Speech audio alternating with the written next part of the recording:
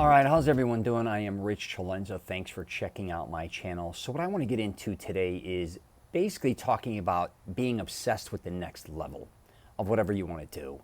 I've been following Laird Hamilton, for instance, and David Goggins for a while now, and if you know anything about them, they are very extreme. And I think even Laird has a thing where he says, enough is never enough, or something like that. I don't want to say that he quoted it, but it's something similar, like there's always more, I guess you could say. I think it's something more in the realm of that. But I think if you are somebody that loves to keep pushing themselves and loves being obsessed with taking things to the next level, I think that's incredible. And I think a lot of times people don't realize that they, one, have that inside of them, but they're kind of afraid to bring it out. They want to start doing things maybe that they've never done before, and then even excelling even beyond that and beyond that. And I'm not just talking about fitness. So a lot of things, or videos I should say, that I do are fitness related. And those two guys are obviously fitness gurus beyond. I mean, they're just unbelievable at what they do.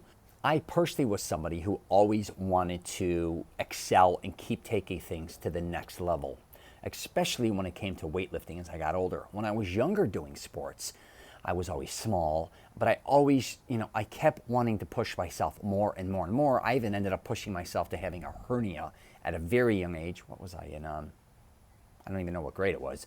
It might have been in 4th grade, but I pulled my hernia. I guess it happens to a lot more people than you'd think. But again, all I wanted to do was push myself physically, even at a very young age. I was going to a YMCA at like 5 years old with my mother. And they had these rooms that were kind of broken down, and they had a lot of equipment in there that was not being used, so I could sneak in there and use it. And I kind of was just kind of weaseling my way through the YMCA, just trying to do whatever I could do, even just kind of sliding in. Racquetball was starting to take off then, handball, things in that nature, swimming, all those things. And I just kept wanting to push myself more and more and more. And I just don't think at that point in time, even up until high school, my body didn't catch up to my mind.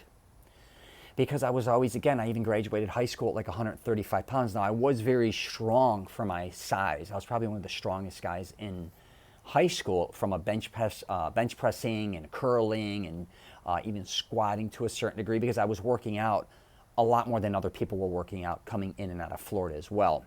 So we had a very small gym in our high school, but I just never had really the genetics throughout high school to take things to a collegiate level, even though I really believed I had the mindset. And I've discussed this before, where I graduated high school and I jumped up in like a year and a half to like 220 pounds. My extreme, once I got out of high school, I was so upset to a certain degree that I was only 5'6", 5'5", 5'6". And I was very small. A lot of my friends, even that I met in Florida, were so much bigger than me, so much stronger than me. A lot of them were New York guys. A lot of guys were, playing all different sports, including football, fighting, boxing. And I was just, in my mind, I was extreme. What I physically looked like, I wasn't extreme. And I know, don't get me wrong, if you're small, it doesn't matter what size you are. This was my own issues, that I just wanted to be bigger and stronger. I wasn't looking to be the goddamn mountain by any means, but I did want to be at least, say 5'8", 5'9" at this point in time. But what happened was, when I moved to Florida after high school, I started eating like an animal. I said, there's only one thing I could really do, or two things I could really do: eat like an animal and lift like an animal. Those are the two things I could do besides work, and that's what I did. And I was intense. When I say I was doing, even back then, 4,000 or 5,000 calories a day. I was drinking Gainer's Fuel. I wasn't taking a ton of different vitamins or anything like that. It was more food driven. And the more I ate, the more I lifted weights, the bigger I got. And I just started to get more and more and more intense. My workouts became very intense as far as lifting weights, and I just went into my own world. I don't know what drove me, but I kept wanting to get bigger and bigger and bigger. I mean, I was at the point where I would see big bodybuilders throughout Orlando, Florida, that I knew, pros even, and say, listen, I'm going to be as big as you, bigger. And they used to laugh at me. Eventually, though, my crazy intensity drove me up to about 250 pounds. But what I realized, and I've discussed this before, is the bigger I got and the heavier I got, the stronger I got, but also the shittier I felt. But it got to the point where my intensity became so overwhelming, because I always dreamt of being 260 pounds natural. I would have taken steroids. I was just deathly afraid of needles and pills. So those were the two things that I couldn't do. And you know, a lot of my friends, family members, colleagues, a lot of these guys I know would take steroids, right? But I started to see, I was very fortunate genetically to see results without doing them. But my point regarding this type of, you know, this video is for one, it took a long time to do that. But one was also, I almost had to go on my own journey. Personal journey sometimes with, it could be fitness, it could be you at work wanting to do things that are extreme and taking things to the next level and the next level and the next level. Mine were just, you know, fitness driven at that point in time and still are. You know, athletics just came to me very natural. I don't know what I would do without working out or doing something athletic every day. I would be lost. I think this got programmed in my head by both of my parents at a very young age. They were both athletes, and my mother was very into fitness, big time for a young woman, especially in the 70s. They even wanted her to become a bodybuilder, which was like unheard of back then. My dad was a very good athlete throughout his entire life. So I was around two people that loved sports, where if you go back to the 70s, it wasn't like that for the most part. A lot of men liked sports, not a ton played them, especially when it came to football and baseball when I was growing up. And a lot of mothers weren't really involved. I mean, I think they were doing some yoga, but for the most part, a lot of mothers that I knew were just, you know, were more on the being a housewife type, you know, style in the 70s and 80s, I guess, to a certain degree. Yes, some walked, some did jazzercise, some did, you know, the Jane Fonda thing, but for the most part, my mother was not only obsessed with, I couldn't say obsessed, but wanted me to play one sport. She wanted me to play 3, 4 sports a year. She would take me, pick me up. I would be exhausted from her even coming to my matches. I'd say, get away, don't even come to any more of my matches. Give me a break. She'd sneak in. She'd be everywhere. It didn't matter if I wrestled, I played tennis, played football, played soccer. She loved it. My father loved it. And I think I just gravitated towards that. But again, if you're somebody who wants to really get intense, let it go. Go after it. I tell people just start. Most people just don't know how to start to keep moving forward. I'm always trying to teach people, have that confidence or work on building confidence. You can do extreme shit. I know you see a lot of people out there that you look up to that are like, I can never do that. Maybe you can. It just may take you time. You don't realize a lot of those people, how many years or decades it took them to get to that point.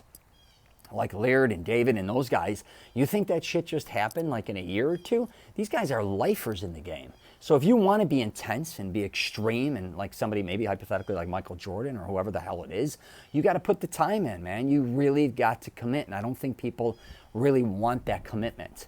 But if you do want something, I committed all in to get as big as possible. What drove me was my insecurity of being small. And what drove me too is I used to get in a lot of fights when I was younger. I'd win some and lose some being small. And and then when I was really younger, I used to catch a lot more beatings than I was giving, but they actually made me a lot tougher. So I had all these things that drove me, I guess you could say. You got to find things that are going to also drive you, even when you kind of feel like you kind of get exhausted or you get bored. You got to almost, I'm not saying create things in your head, but to keep becoming extremely intense in whatever you want to do, there has to be a monster motivation, a drive. And a lot of times I think we think it's money. Like if I do this, I could become a professional athlete. If I do this, I could become a professional in extreme sports, hypothetically.